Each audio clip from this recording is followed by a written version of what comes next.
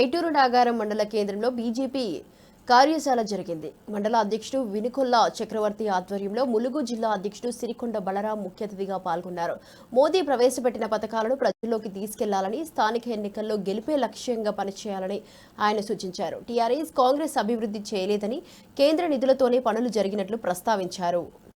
కలిసికట్టుగా పనిచేయడానికే మనం ఇవన్నీ ఇచ్చుకుంటూ పోతాము. కన్వీనర్ అయినా లేకపోతే ఇక్కడ ఎస్సీ మోర్చా అయినా, ఎస్టీ మోర్చా అయినా, మహిళా మోర్చా అయినా ఎవరికైనా ఎందుకు ఇస్తామంటే కలిసి పనిచేయాలనే పద్ధతిలో పోవాలని ఇస్తాము. కానీ ఈయనకి ఇచ్చింది కదా నీ పని చేయను, నీ పని చేయాలంటే నువ్వు పని చేయాలంటే ఇది కరెక్ట్ అయిన పద్ధతి కాదు. బీజేపీ పార్టీకి అసలు పద్ధతి కూడా కాదు. ఇలా పదవి ఉంటుంది, రేపు పోతుంది. ఇలా నాకు ఉంటుంది, రేపు ఉండదు. ఇంతకుముందు ఉందన్నా నాకు పదవి లేకుండే అయినా నీ పని చేసిన దగ్గర ఎన్నిసార్లు పది ఉన్నా అవుతా, పది లేకుండా పనిచేసినప్పుడే బీజేపీ పార్టీ అని గుర్తిస్తుంది, మన లీడర్షిప్ గుర్తిస్తుంది. అట్లా గుర్తించే మనకు ఇలా నాకు నా అధ్యక్షులు చేసింది కూడా గుర్తించే. మనం ఎన్నడూ సభ్యత్వం ఇంతకుముందు చేయలేని సభ్యత్వాలు మనం 26,000 సభ్యత్వాలు చేయలేదు. అందరు కలిసికట్టుగా పనిచేస్తే ఇక్కడ అక్కడ పనిచేస్తే 26,000 సభ్యత్వాలు చేసినాం. కాబట్టి దీన్ని గుర్తించి మనం భారతీయ జనతా పార్టీని ఎలా ముందుకు తీసుకుపోతారని సూచనలు సలహాలు ఇవ్వండి అన్న. ఆ తమ్ముడు చెప్పినట్టు మీకు అందరికీ మేము ఉంటాం.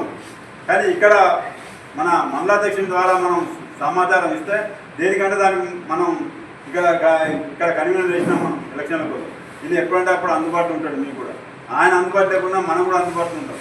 ఎందుకంటే మన పార్టీ జాతీయ పార్టీ అని చెప్పుకోవాలి మనం. అంతే నీకు నువ్వు బలంగా కావాలని చెప్పి నా జాతీయ పార్టీ అబ్బాయి నరేంద్ర మోడీ 3 సార్లు ప్రధానమంత్రి అయ్యాడు. మాదేం తక్కువ రాని నువ్వు గట్టిగా మాట్లాడు, నీకు బలం పెరుగుతుంది. ఒకసారి 2 సార్లు మాట్లాడు. కానీ మనం అట్లా ఉంచుకుంటే మనం బలం పెరిగేది. మనలో కూడా కొంచెం శక్తి పెంచుకోవాలి. నరేంద్ర మోడీ చూసి నరేంద్ర మోడీ బలం అన్న దాంట్లో కొంచెం ఆవహించుకోవాలి. ఆవహించుకున్నప్పుడు మనకు బలం పెరుగుతుంది. అట్లా మనం లీడర్లు కావాలి. ఎప్పుడన్నా అక్కడ అయినప్పుడు ఎందుకు ఇవ్వడానికి భయపడదు. మన అంతా మీకు ఇంతమంది ఉన్నారు, 10, 15, 20 మంది తెలియదు.